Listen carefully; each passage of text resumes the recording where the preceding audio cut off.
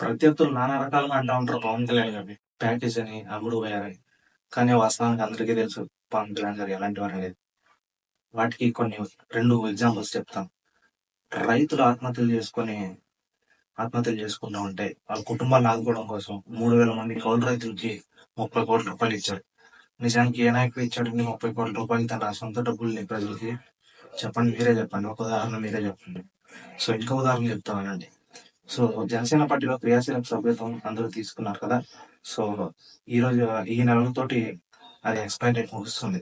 మళ్ళీ రెన్యువల్ చేసుకోవాల్సి ఉంటుంది. సో అటువంటిప్పుడు మళ్ళీ జన సైనికులు ఆ రెన్యువల్ మెంబర్షిప్ తీసుకున్న వాళ్ళందరూ ఇబ్బందులు పడతారనేసి, ఎలక్షన్ మూమెంట్ కదా అనేసి తన సొంత డబ్బులు 3 సినిమాలు ఏమో చేస్తున్నారు.